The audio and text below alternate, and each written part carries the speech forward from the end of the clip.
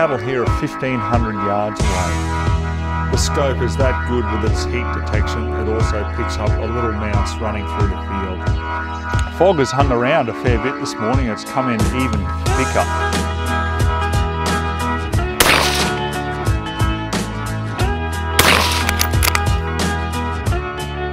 Hey guys, and welcome to Ozzie Reviews. Today I'm checking out the Pulsar Thermion XP50 thermal rifle scope. So first of all, I'll show you what it comes with. So I've got quite a nice carry case here. Not that I reckon you'd probably use that because obviously it'd be mounted to the rifle and just stay on it from there. We've got a charger set up and also a USB cable. We've got an extra battery compartment cap. A socket conversion for the charger there so you can fit it to the Australian socket. Lens cleaning cloth, warranty information, and last of all the manual. Now a couple of things on here that obviously come with it that I'll add. There is a eyepiece that just comes loose in the box. We've got the flip up objective lens cover, and the cap that I've got on here is one of the extra caps that it comes with. It houses one of the longer batteries. So let's have a talk about just the dimensions on this to start with. Weight of this, guys, you're looking at 900 grams or 31.75 ounces. The length of it is just under 42 centimeters, a little bit over 16 inches in length. So, it's not one of these really old school type thermal optics where, it's just ridiculously big. This pretty much mimics, a rifle scope that you'd use for long range. It's got a 30mm tube, so you can find a mountain of different rings that will fit this, no problem whatsoever. It's a 2:16 digital zoom, so in other words, when you've got it on 2 power, everything is obviously the clearest, and then as you zoom up, obviously to 16 power, you will start to notice those pixels a bit more. But obviously, we'll show you that in this review. We've got a 50mm objective here. The metal housing is just in this matte black finish, and they do say that it's waterproof. Okay, how waterproof? IPX7, but they're saying they can have this submerged for 30 minutes up to 3 feet of water. So I mean, I don't understand any time that you would need that on your scope, but that's certainly a great assurance there. If you do drop your rifle in a stream or something like that, then obviously it's not going to ruin the thermal optic. Now it's also rated to withstand recoil of up to 6,000 joules. So in real terms, that's the likes of 375 Holland, 12 gauge and so forth. So for the majority of shooters here in Australia, I mean, your 300 Win Mag, your 308, all that sort of thing, you're not going to have an issue from what they're saying. Now under the rubber eyepiece here, because as I said, that's just loose in the pack, so you do actually put it on. You've got your diopter adjustment ring here, so you can adjust that pretty much like a normal scope. Now you've got 3 buttons on top here. Okay, there's record, the on, and then the plus, which obviously handles the zoom there. I do like this feature because everything is really easy just to find. Especially in the dark, you can feel that plus there for the zoom, and obviously the on. Then naturally the record. So there's a couple of things you can do with these. So like if you hold a button down longer, there's other things that it'll do. Like for example, with the record, you can change it into photo mode, from video mode and so forth. So there's a few different things there, but I'm going to run into the menu system in a little bit more detail later on in the review. Now, the battery that comes with it, there's an internal battery, okay? So this isn't the internal battery, this is the extra one that comes with it. So what you basically can run it off is the internal one and, charge that, but you've got this external one, to add to that power. So what I've done obviously is combined both because you're getting about 3 hours minimum runtime out of each one. So combined, you'd be looking at a minimum of 6 hours, I'd imagine. But you can use this charger system here, so you can put this external battery in that. But I really don't see the point when you've got an actual USB charger where you can just plug straight into the actual optic, and that'll charge both the external battery and also the internal one. So that's how I've charged this up, and I mean it charges fine. It comes up with an indication, when you turn the device on, that it's at 100%, and it shows that for both batteries. Now the rubber piece here at the front, that's your focus, okay? So when you're actually out in the field, you need to focus. I mean, you can find it in the dark very easily and then just adjust it from there. As I said before, we've got this flip up lens cover on the front too. On the left hand side of the optic there, we've got a button, okay? So what that button does, and we've got the turret that will turn. So when you hit the button, it'll bring up the menu system, and then you can scroll through and obviously hit the button, just a quick hit to select things, and then, you know, hold it down and it'll go back to the previous menu. So once again, like I say, you know, I will show you that, guys. It's very, very easy to navigate. I mean, I picked it up within probably, honestly, 30 seconds of using it. It was really straightforward. We've also got a 16 gig internal memory card, so you know there's plenty of memory there for you to be able to record your video. And what you can do is just plug it straight into your computer via that USB cable, and then it pretty much just acts as a storage device, so you can just copy across your video from there or your still photos. It'll record in 1024 by 768, so 720, and you know, which is really quite a nice high definition. I mean, it's not full high definition, but it's still pretty good. Now, as for the actual sensor on this, okay, it's 640 microbolometer sensor resolution. So what that means is obviously, you know, think about like the old like 320 DPI, you know, and then you go up to 640 DPI, very similar to that. You know, 640 obviously is a lot better than 320, and it's going to give you a better resolution. So where it comes down to is the actual pixel pitch. Now, those of you who don't understand like the pixel pitch, it's the actual distance from the center of a pixel to the next pixel, okay, which makes up obviously the screen that you're looking at.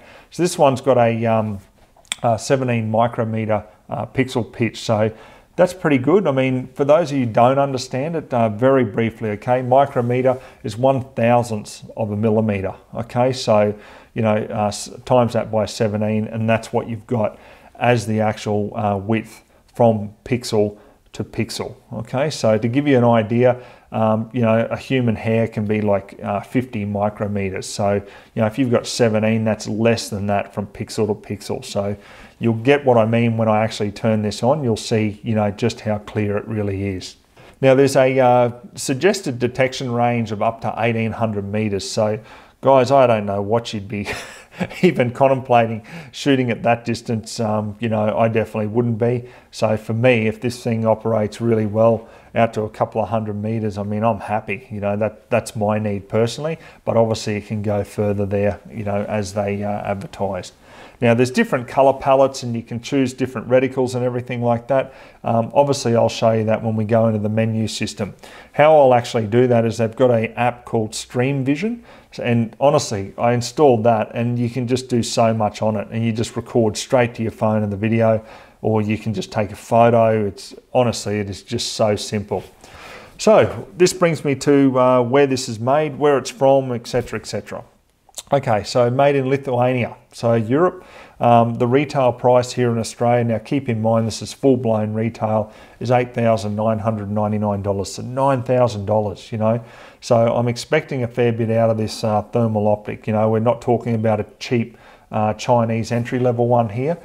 So, you know, the performance, I'm expecting a lot from it. The good news is, guys, the guys who approached me about this and said, would you be keen on reviewing one? I've said to them, look, obviously I don't care about any payment or anything like that, but what I'd like is a some sort of discount for Ozzie Reviews viewers. So, you know, the guys who have sent this are from In Season Hunting and Fishing at Warragul, Victoria. Now, they've offered a massive discount, $1,300 off the full retail price for Ozzie Reviews viewers. So $7,699 you can get this for by mentioning obviously this review. So whether you phone them up or you send them an email, look, either or, you can do that. It's on the screen here and there's a discount. Absolutely no kickback to me whatsoever. You just simply get the discount, and I've put in the work to make sure you get that discount. All right, so let's go into the menu system now, guys. We'll get this mounted and I'll start the app up. So to activate the menu, you just want to press and hold the button on the left turret, and then it comes up. And then using the left turret, you can turn up and down to go through the various menu settings. Okay, so it's really straightforward. So you can see everything there, you know, from Wi-Fi settings right through to, you know, your reticle setup. So for example, if we want to go to zeroing, instead of holding the left button, the button on the left side of the scope down, all you need to do is just press it once quickly, and we go into, you can see my pre-formatted ones here, 50 yards, zeroing, yes, and then you see the zeroing part here. So in the top right hand corner of the screen, you can see the X and Y coordinates. Obviously X is going horizontal and Y is going vertical. Okay, so if we want to change that, okay, there's our first one. So just watch as I turn the X coordinate. Okay, so you can see it move. So then you can move it to where obviously the point of impact is from your last shot. Now there's the little spinner gong just to the left hand side of the target there at 50. So we should be pretty much sighted in now. So what I want to do is just take a shot at 2 power.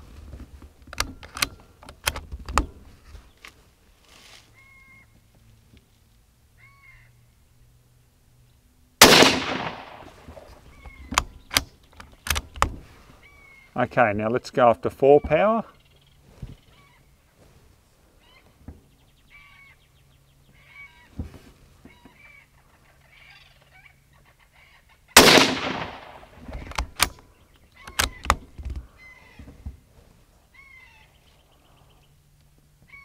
Now we'll go up to 8 power.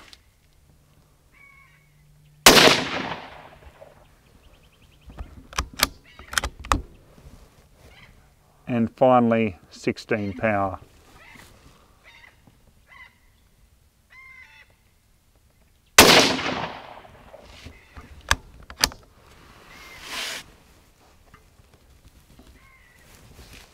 So as you can see there, you know, no matter what the magnification is, it's still hitting dead on.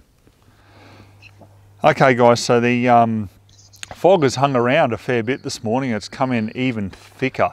So, you know, this is what I'm looking at here. So let's change over to the scope now and see if we can see anything with it. So here we are, we got Hank down there with the cattle. You know, this is only about 50 yards away, so, you know, can clearly see them. But up at 300, we've got someone standing up there, and yeah, you can't see a thing. It's completely non-visible. So the cattle here are 300 yards away, so I'll just go through the different colour palettes for you. Sepia, violet, ultramarine, rainbow, red monochrome, red hot, black hot, and I'll go back to white hot. Now we'll go through the different reticles. The names of them are just on the left here, so you can easily see which is which.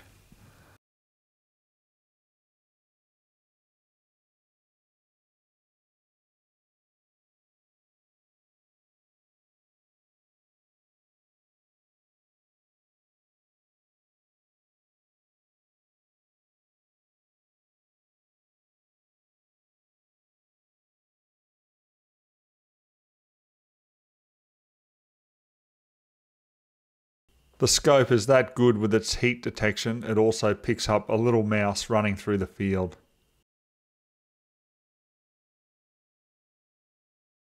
The cattle here are 1500 yards away, yet as you can see looking through the scope here, no problem at all, it's picking up the heat signature. So, you know, if it was a deer at that distance, it would easily detect it.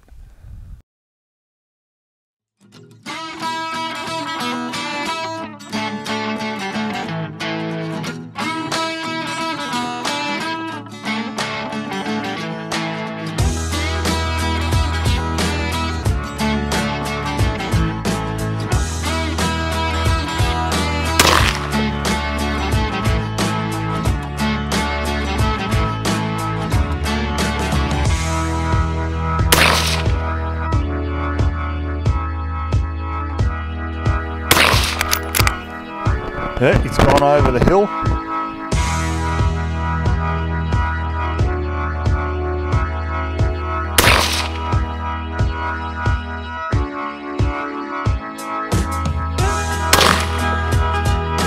you've got a good handful of hares tonight.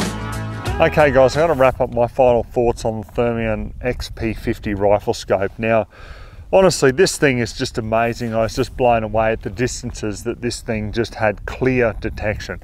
I mean, the cattle there at 1500 and just straight away you could see, yep, that's cattle. You can make out what it was. You know, it's not like the lower resolution 320 thermal where you just get this blob of heat signature. You know, this thermal optic really allows you to identify what it is that you're looking at. Now, obviously with the fog, you know, there is limitations there. You know, that just goes without saying. It's obviously going to limit it. You know, what is the practical application in the fog there? You know, you might get away with maybe about, you know, 100 or 150 yards there in really thick fog. But obviously, as you saw, you know, in what I did in this review, I mean, we couldn't even see a person at 300 in really thick fog. You know, you can't see it. So, you know, that is one limitation with it. As for, you know, I guess accuracy of that reticle, no matter what, you know, power you're zoomed in at, it hits dead on. So, you know, I'm really happy with that function. It's, you know, really nice. The only thing that I'd really like to see on it is just that minimum magnification upped a little bit to like 4 power. You know, obviously you can zoom into 4 power and it's a little bit of pixelization, but I'd love to see just the base at 4 power, because to me that'd be a lot better, you know, for just hunting in general on that power, and obviously just be that little bit clearer. But you know, that's being really picky with it.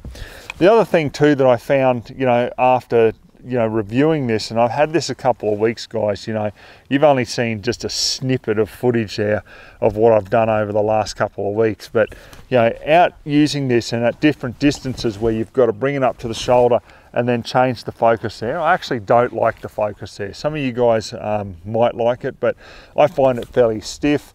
You know, I just like to, when it's up to the shoulder, I'd love to be able to just reach up to the right turret there and just focus it from there, for example. I think that'll be a lot better. But you know, does that interfere with, you know, how clear the optic is? No, not at all.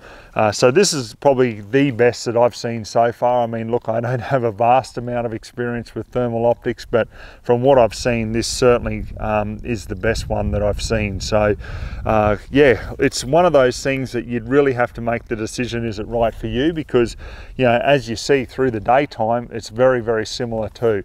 The good thing about the actual sensor in this is, even though there's heat from rocks and stuff like that, you still have the capability of seeing game as they're moving around. They still stand out, so it doesn't just get taken up by the heat signature off all the rocks. So yeah, that's another thing that's really good. But obviously looking through of the daytime, you know, like when I was sighting in and showing you that part, you know, you're still seeing just that thermal image. Okay, so you've got to make the decision, is this something that you want to have on your firearm, you know, permanently, basically, because I couldn't imagine you wanting to take it on and off. So the only thing that I would probably do, I mean, look, and if this was money was no sort of limit here, I would actually love to have one of these on my rifle, but also have the monocular, because I could assure you, walking around and just up to the shoulder scanning, up to the shoulder scanning, you know, after a good few hours of doing that, you just wish that you had a monocular just to put up to your eye and just scan around with. But you know, obviously money's the limit there. So anyhow, guys, look, that's my final thoughts on it. As I said in the intro, the guys from In Season Hunting and Fishing are offering a massive $1,300 discount to Aussie Reviews viewers. So, you know, we'll put the details on the screen again. Nothing to do with me. I get nothing for it, guys. All it is just simply a discount to you guys. If you're looking at getting one of these, give those guys a call, because they're the ones offering a big discount to my viewers. So hope you enjoyed the review. It was certainly a lot of fun doing it, so we'll catch you on the next one.